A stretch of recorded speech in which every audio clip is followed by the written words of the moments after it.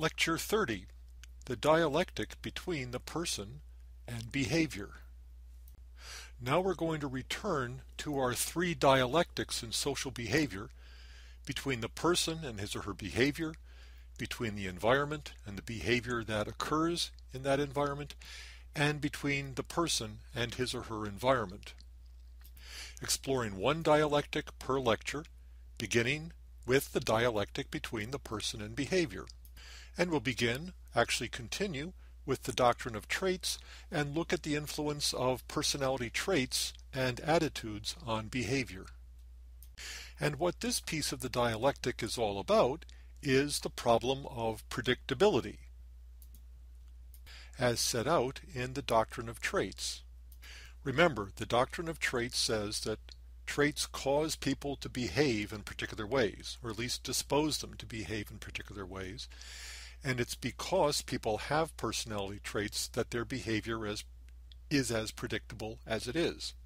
So now let's ask the empirical question, to what extent can we predict a person's behavior in some specific situation, given knowledge of his or her generalized personality traits and attitudes? Now first, let's examine a little bit more closely exactly what we mean by this. Remember, in the Big Five structure of personality, we have 5 superordinate traits of personality: neuroticism, extroversion, agreeableness, conscientiousness, and openness to experience. And then we have the facets of each of these Big Five nestled underneath as primary traits. And then we have habitual behaviors of the sort that are represented by these specific items in personality questionnaires like the NEO personality inventory. So suppose we know that a person's extroverted. We can predict from this that this person is going to be generally warm and generally assertive. And given that a person's warm, we can predict that he'll like most people and that he'll form strong attachments to friends. And given that a person's assertive, we can predict that she'll be dominant and forceful and usually lead groups of which she's a member. But that's not the question. The question is, how will this person behave in some specific situation? Given that an individual is extroverted, tends to be warm, and tends to like most people, will he like some specific person, call her Judy, when he meets her at a party? Given that he tends to form strong attachments to friends, will he still call Judy on the phone after she moves out of town? Given that a person is extroverted, we can expect that she'll be more assertive than average and dominant and usually take a leadership position in groups of which she's a member. But when she's at a particular meeting, will she actually interrupt a speaker who's going on too long? Or will she take over a task when the rest of the group seems to be not functioning properly? Knowing where a person stands on some personality trait, how well can we predict how that individual is going to behave in some specific situation? Just to reinforce the point, suppose we know that a person is highly agreeable. We can predict that he'll be relatively trustworthy, or she'll be relatively altruistic. People who are trustworthy tend to believe that most people are honest, and they tend to assume the best about people. People who are altruistic tend to be courteous to everyone, and they tend to be charitable. But given that a person is agreeable and trusting and believes most people are honest, will he let some specific coworker actually borrow some money? Given that he assumes the best about people in general, will he still like his coworker when his coworker fails to repay the debt? Given that somebody is agreeable, generally altruistic, more or less courteous to everyone, will she actually say please when she asks a store clerk to get her something? Or will she actually donate to the Salvation Army when she sees the kettle at Christmas time? To what extent can we predict how a person will actually behave in some specific situation given knowledge of his or her generalized personality traits and attitudes? In some domains, we can make that prediction pretty confidently and pretty accurately. Here are the results of some research by John Jost relating people's political attitudes to their actual voting behavior in presidential elections from 1972 to 2004. In this study, subjects had rated themselves on a dimension of political liberalism or conservatism. In fact, they rated themselves on a 1 to 7 scale of liberalism, and then they rated themselves on a 1 to 7 scale of conservatism. And what Jost found is that across those 9 presidential elections, people's actual voting behavior, whether they voted for the Democratic candidate or the Republican candidate, was almost perfectly predicted by how they rated their general political attitudes as liberal or conservative. 80% of people who rated themselves as extremely liberal voted for the Democratic candidate. And those percentages went progressively down as people rated themselves as progressively less liberal. Similarly, 80% of people who rated themselves as extremely conservative voted for the Republican candidate. And those percentages systematically went down as people rated themselves as less and less conservative. The actual correlation between political attitudes and voting behavior, aggregated across the 9 presidential elections, was an extraordinary 0.92. Remember that with correlation coefficients, a perfect correlation is represented by a correlation coefficient of 1.0. So people's general political attitudes, whether they're generally liberal or generally conservative, really do influence their voting behavior. Liberals tend to vote for Democrats, conservatives tend to vote for Republicans. But attitudes like this don't always predict behavior so strongly. An early demonstration of this is a classic study of racial prejudice by LaPierre, a sociologist at Stanford University, performed in the 1930s. LaPierre had the occasion to travel around the country with a Chinese couple, and being a sociologist, LaPierre knew something about the prejudice that white Americans directed towards Chinese at the time. And he was worried about how they would be treated in hotels and restaurants. In fact, they were treated just fine. With only a single exception, every one of the hotels where they attempted to register actually gave them a room. And without exception, every one of the restaurants that they attempted to eat at actually served them a meal. This surprised LaPierre, so after the tour, he went back and surveyed each of these hotels and each of those restaurants, asking them about their policies. The question was, do you accept members of the Chinese race as guests? 43 of the 47 hotels surveyed said no, and so did 75 of the 81 restaurants. But with one exception, every one of the hotels, and with no exceptions, every one of the restaurants, actually accepted the Chinese as patrons of their establishment. If the business owners' racial attitudes were tapped by this questionnaire, those attitude measurements didn't predict their actual behavior at all. Although the Jost study is very interesting, the LaPierre study seems to be more representative of the attitude-behavior relationship, which is that attitudes are not very good predictors of actual behavior. And since the time of the LaPierre study, social psychologists have been trying to figure out why that's the case. Similarly, it turns out that behavior isn't all that well predicted by personality traits either. Consider, for example, an important study of delay of gratification in young children performed by David Funder and Jack and Jean Block. Delay of gratification has to do with people's ability to tolerate frustration, to control their emotions and control their impulses, and it's a very important aspect of socialization. Every culture requires some ability for ego control on the part of its members. Every culture requires individuals to plan ahead and tolerate delays and control their impulses. This ability is generally acquired early in life as a result of socialization. But of course, even within a culture, individuals will differ in their ability to delay gratification.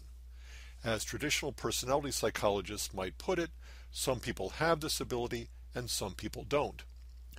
In the Funder study, nursery school teachers administered a test of intelligence to their pupils and also rated their pupils' personalities on an instrument designed to provide two measures of very broad traits of personality. The first of these is known as ego control.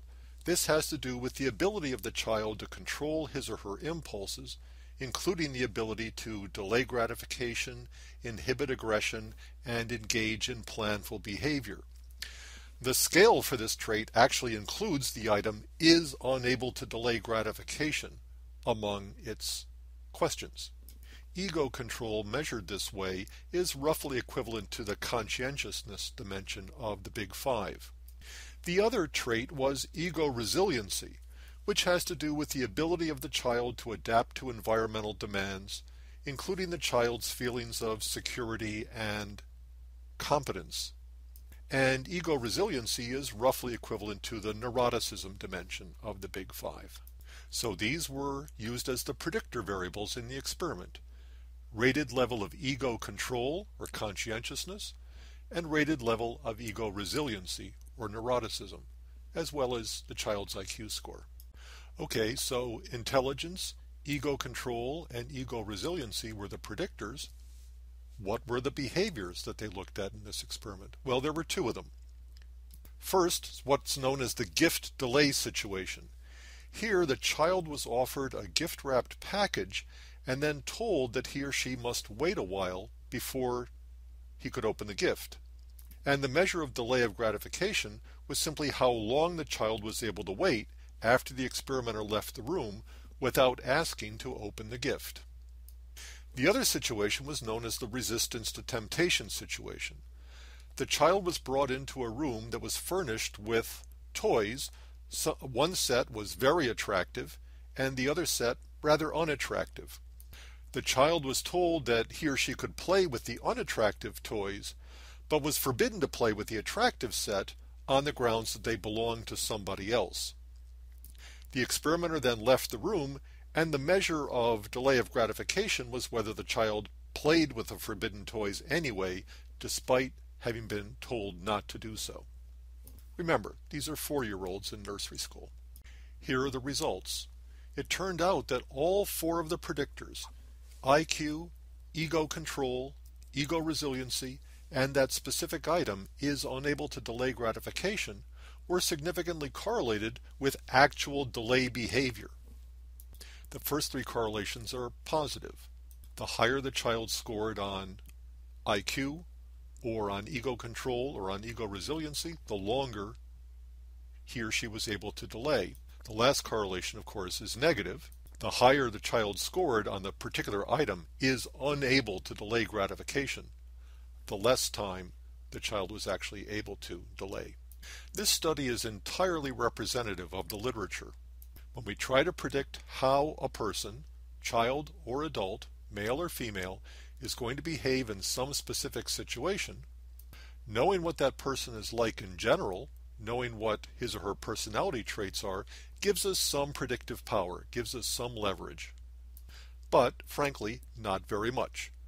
Personality in general does predict behavior in particular, but the prediction is relatively weak. This is what we get when we look at the relationship between traits and behavior, and it's also what we get when we look at the relationship between attitudes and behavior. The correlations are often statistically significant, greater than chance, but still pretty low. Here's another study by Sampo Paunanen, a psychologist in Canada, working with college students now, administered a questionnaire measure of the Big Five personality traits. In one study, the NEO 5-factor inventory, an abbreviated measure of the Big Five. In the other study, the NEO personality inventory, which is a much more extensive, comprehensive measure of the Big Five personality traits. And then looked at the correlation between those subjects' personality traits and their actual behavior as reported by them in another questionnaire. This table shows about half of the behavioral variables that Paunonen collected data on.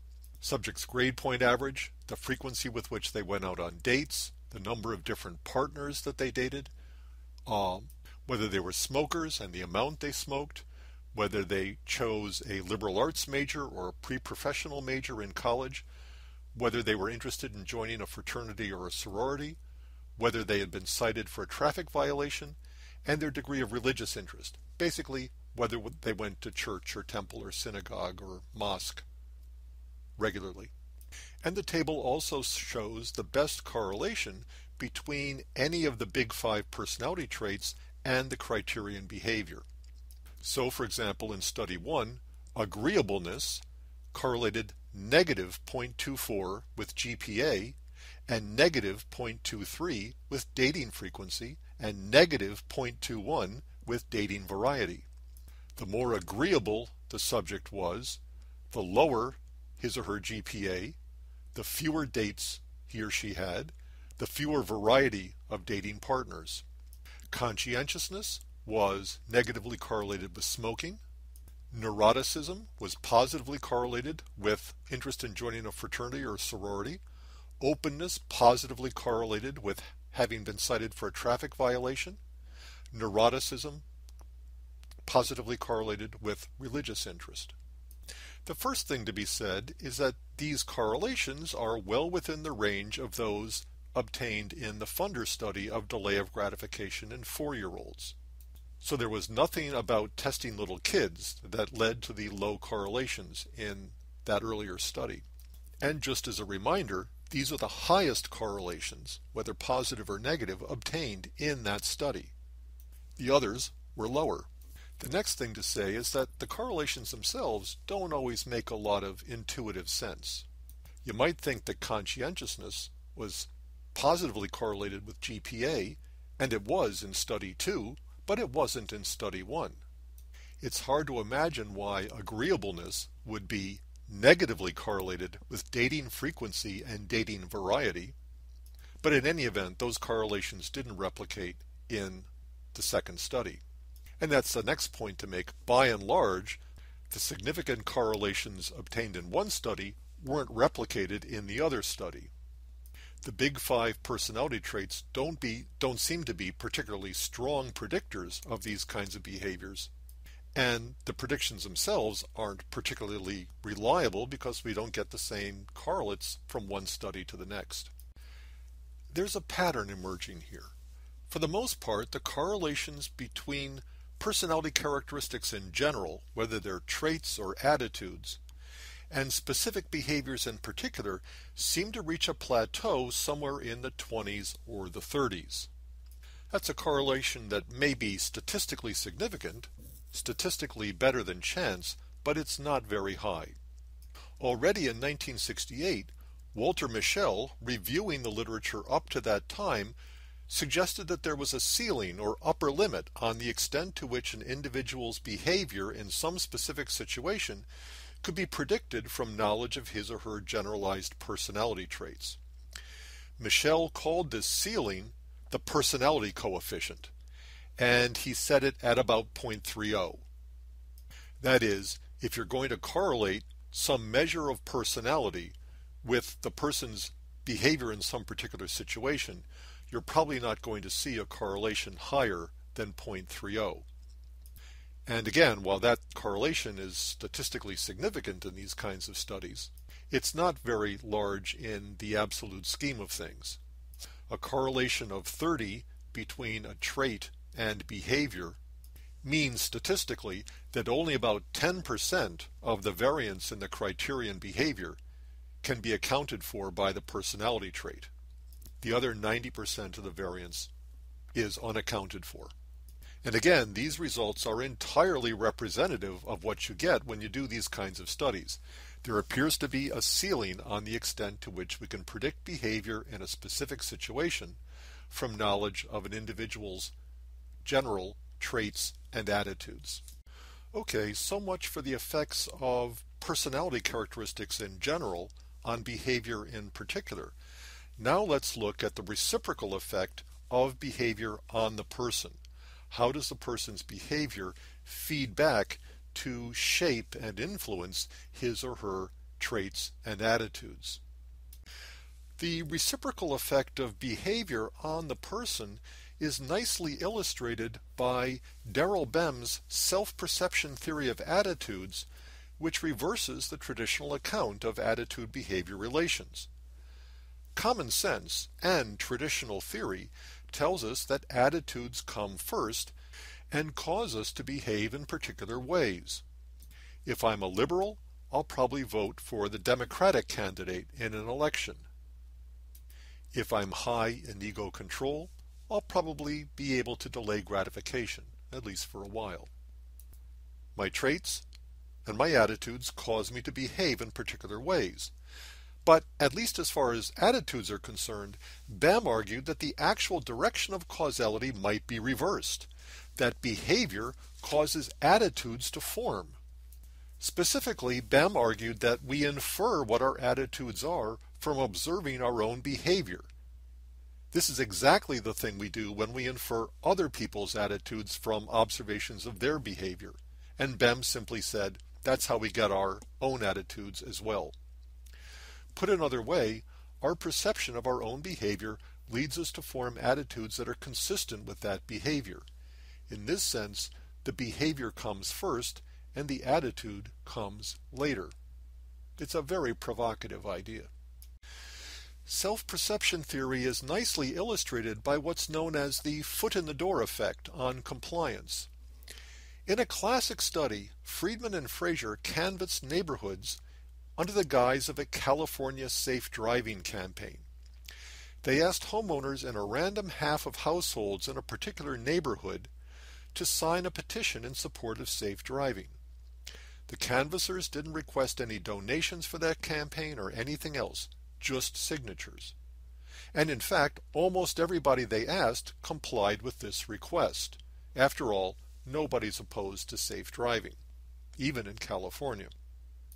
Later, the canvassers returned to all the households in that neighborhood and asked permission to place a large, rather unattractive poster in their front yards promoting the campaign, the kind of thing that would make property values instantly take a dip. Remember now that everybody who had been asked to sign the petition did so. The question now is, how many will agree to have this sign put in their front yards? In fact, homeowners who had earlier signed the petition were more likely to agree to have the poster in their front yards than those who had not been asked to sign. The trick in the experiment, of course, is that almost everyone who had been asked to sign the petition actually did so, so there could not have been any difference between the two groups in terms of their support of safe driving. Rather, it was the act of signing the petition that appeared to have made homeowners more likely to permit the poster. The explanation goes as follows. Those who had actually signed the petition began to develop an attitude around that fact. It's as if they said to themselves, "Ooh, I signed this petition. I really must be in favor of this safe driving campaign." Then, when they were asked to post the sign, they tended to agree because they really favor the safe driving campaign. But the attitude about the safe driving campaign was formed in the first place after the behavior of signing the petition, not before. The people who hadn't been asked to sign the petition in the first phase of the experiment didn't have this behavior to look back on. They didn't have this experience, so their attitude wasn't as strong, apparently. Notice that this study actually illustrates both directions of the reciprocal relation between personality and behavior. In this case, the behavior of signing the petition shaped an attitude, a positive attitude toward the safe driving campaign, and this positive attitude toward the safe driving campaign then made it more likely that people would agree to post the sign. The behavior shaped the attitude, and then the attitude disposed people toward the behavior. This is the foot-in-the-door effect. Granting a small favor makes it more likely that the person will later grant a large favor. The small favor starts the process of forming an attitude that will later dispose the person to the large favor. In another study, Cialdini and his colleagues recruited subjects for an experiment by telephone. Some subjects were informed that the experimental session was scheduled for 7 a.m. before they agreed to participate. Others were given this information afterwards. Of course, some subjects in the first condition, who were told at the outset that the session was scheduled for the early morning, didn't agree to participate. But in this experiment, we're interested only in those who actually agreed to come to the experiment. And the question is, how many subjects who agreed to participate actually appeared? At first glance, the results of the experiment may seem a little puzzling. It turned out that more subjects who agreed after learning the experiment was scheduled for 7 a.m. actually showed up, compared to subjects who were told that at the outset. But if you look at it from the point of view of self-perception theory, the result's not puzzling at all. Agreeing to participate creates a kind of foot in the door, and increases the likelihood that the subject will take the more arduous step and actually show up for the experiment. Agreeing to the experiment, like a small favor, creates a positive attitude toward the experiment, and that positive attitude then makes it more likely that the person will agree to the big favor and actually show up. Here's one more illustration of self-perception theory at work, an experiment by Chaikin and Baldwin on attitudes. In this study, the subjects first completed a questionnaire that was concerned with their attitudes toward environmental conservation. When this questionnaire was scored, it turned out that some subjects had very strong pro-conservation attitudes, and others, amazingly enough, were strongly opposed to conservation efforts, mostly on economic grounds. But then again, there were other subjects who had very weak, inconsistent attitudes about environmental conservation. All the subjects then completed a questionnaire in which they were asked to report on their conservation-relevant behaviors. Half the subjects received a version of the questionnaire that was carefully worded in such a way as to encourage them to reflect on their anti-environmental behaviors. For example, there might be a questionnaire item that asked them whether they did, in fact, litter on occasion. Other subjects received a version that encouraged them to reflect on their pro-conservation behaviors. For example, a question that asked them whether they frequently did not litter. The purpose of this questionnaire was to manipulate the salience of pro- and anti-environmental behaviors. After completing the second questionnaire, the subjects then received yet another test of their attitudes about environmental conservation. And the question was whether reflecting on their pro- or anti-ecology behaviors would change their attitudes. And in fact, this manipulation did change the attitudes of those subjects who had weak, inconsistent attitudes at the outset. Those who were encouraged to reflect on their anti-environment behaviors actually became more strongly opposed to environmental conservation, while those who were encouraged to reflect on their pro-environment behaviors became more strongly favorable. No such shift occurred in those who already had strong attitudes either way. But for those who had weak, vague, inconsistent attitudes about environmental conservation before the experiment began, their reflections on their own behavior appear to have created attitudes that did not exist before. Let me just note in passing that the Chaikin-Baldwin experiment provides an example of what's known as a person-by-situation interaction. We discussed this 2 lectures ago. Attitude strength is a feature of the person. Reviewing one's past experiences is a task set by the situation. The task affected people's attitudes, but only for those who had weak attitudes to begin with. People with initially strong attitudes about the environment, whether pro or con, were pretty much unaffected by the experimental manipulation. But the important point here is that for those who had weak attitudes about environmental conservation at the outset, reflecting on their behavior changed and strengthened those attitudes. For these subjects, at least, the behavior came first and the attitude came second, which is what self-perception theory is all about. There are lots of experiments like this, and by and large they tend to support the self-perception theory of attitudes. To some extent at least, people infer their own attitudes from observations of their own behavior, which is just what we do when we try to infer other people's attitudes from observations of their behavior. Behm's position is that attitudes don't cause behaviors to occur, but rather that behaviors cause attitudes to form. The implication is that people don't really have attitudes, and again, that may be too strong.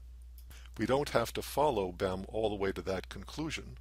The important point here is that, to some extent, attitudes do cause people to behave in ways that are consistent with the attitudes they've got. But it's also the case that people's attitudes are shaped by the behaviors they engage in. There's a reciprocal relationship between attitudes and behavior. The reciprocal effect of behavior on the person is also illustrated by the James Lange theory of emotion, which we discussed briefly in an earlier lecture. To review, traditionally we think of our behaviors as caused by our internal emotional states. When we see the bear, in James's famous formulation, we run because we are afraid. But James reversed the direction of causality. In his view, emotion results from the perception of our own bodily responses to a stimulus. To continue James's famous formulation, when we see the bear, we are afraid because we run.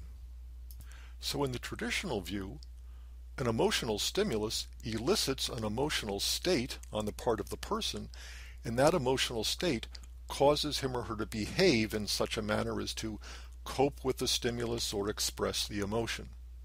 The emotion causes behavior.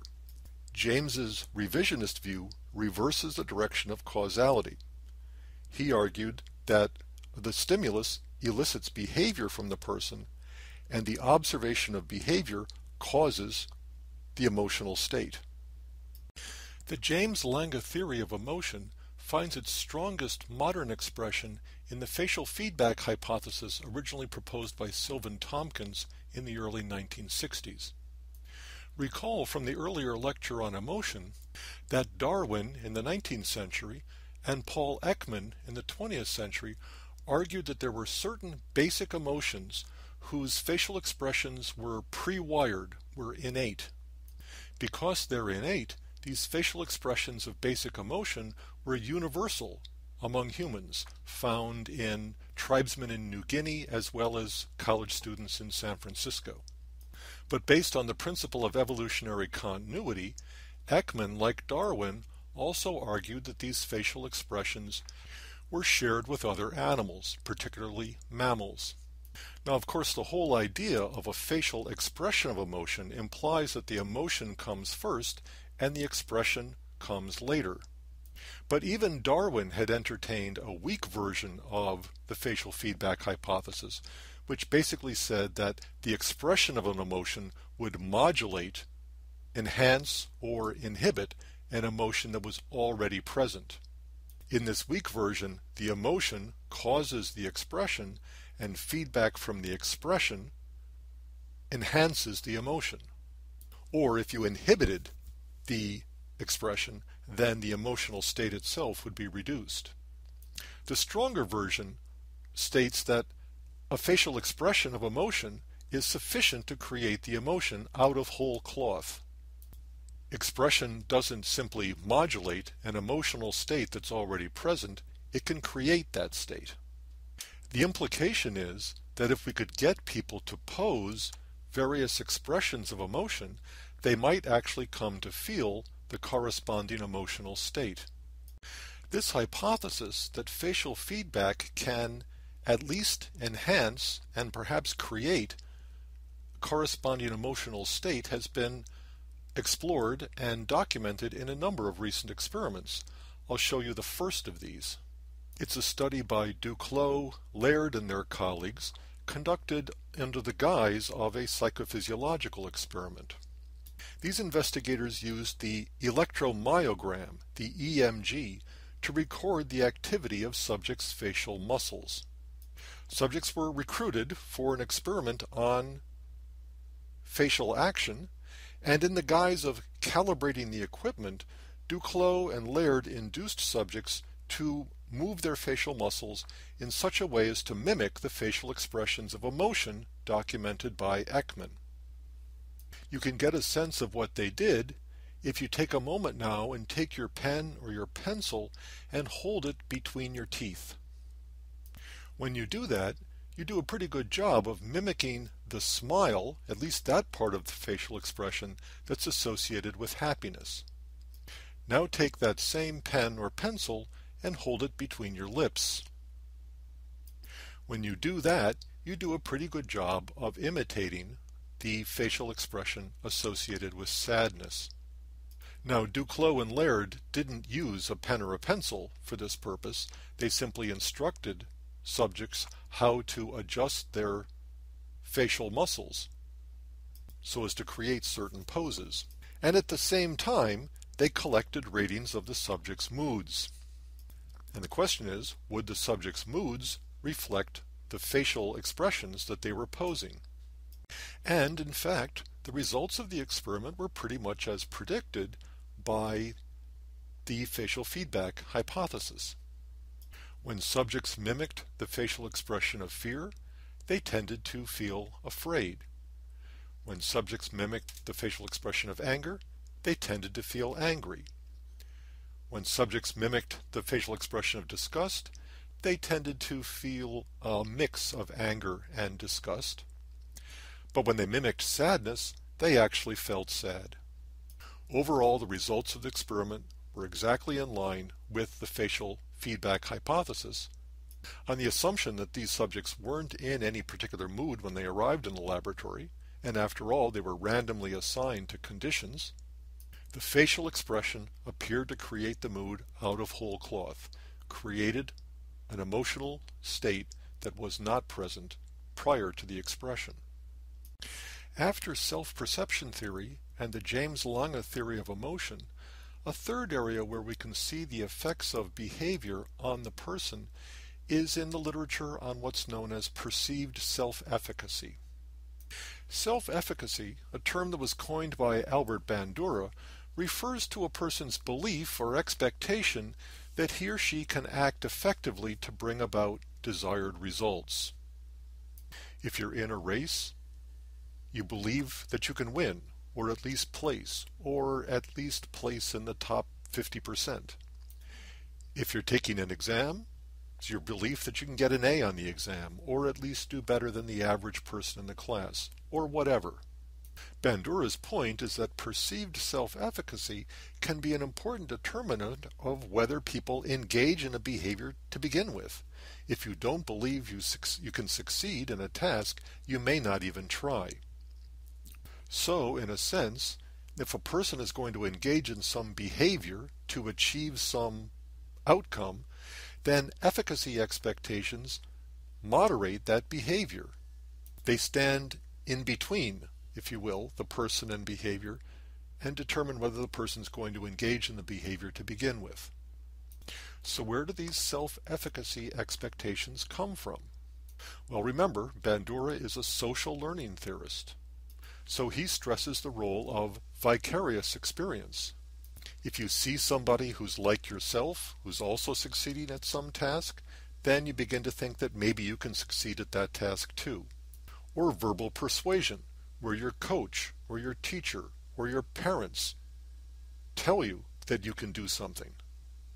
Emotional arousal can also be important. People who are happy or in a positive mood state typically have higher self-efficacy expectations than people who are depressed or in a negative mood state. But Bandura also argued that performance accomplishments themselves can be sources of self-efficacy expectations. If you try something initially and you succeed, then you acquire an expectation that the next time you try that thing, you'll succeed as well. When people acquire a new skill, they often start out slowly. It's important just to finish the race or to complete the task. Once you know you can do that, then you can set your sights a little bit higher. This often happens in psychotherapy, where one of the jobs of a therapist from a cognitive behavioral point of view, is to persuade the patient that he or she can overcome whatever problem it is that brought him or her in for treatment. And one of the ways that therapists have of doing that is giving the patient homework assignments to go home and try the thing out, even just a little bit under very protected circumstances. And if it works, then you go home the next time and you try something that's a little bit harder. So efficacy expectations are important causes of behavior because they help determine whether the person's even going to engage in the behavior to begin with. But once the person's engaged in the behavior and it's succeeded, even just a little bit, the success of that behavior will feed back to shape the person's efficacy expectations. The person learns by getting feedback from his or her own behavior that he or she can actually do the thing that they want to do. The idea that our own behavior can feed back to affect our emotional states, our goals, our motives, our expectations, our attitudes, and other aspects of personality is beautifully expressed in a song from The King and I, a musical comedy by Rodgers and Hammerstein. The musical is based on the true story of Anna Len Owens, a widowed Englishwoman who, from 1862 to 1866, served as tutor to the children of King Rama IV of Siam, now known as Thailand. In the play, as Anna and her son approach the wharf in Bangkok, her son asks her if she's afraid of what will happen on her new job in such a strange country. She confesses to a little fear, but then she shares the strategy that she uses to control her feelings. Make believe you're brave, and the trick will take you far.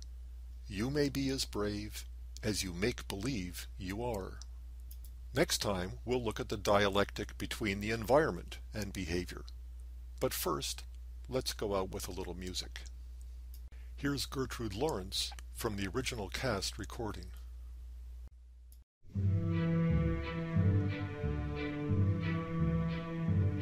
Whenever I feel afraid, I hold my head erect and whistle a happy tune, so no one will suspect I'm afraid. While shivering in my shoes, I strike a careless pose and whistle a happy tune, and no one ever knows I'm afraid. The result of this deception is very strange to tell, for when I fool the people I fear, I fool myself as well. I whistle a happy tune, and every single time the happiness in the tune convinces me that I'm not afraid.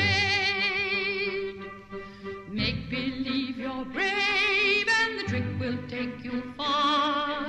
You may be as brave as you make believe you are.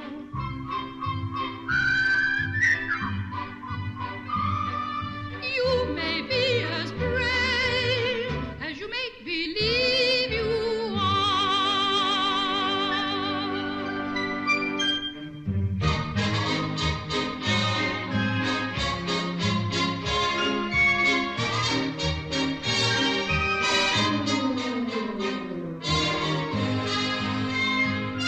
While shivering in my shoes, I strike a careless pose and whistle a happy tune, and no one ever knows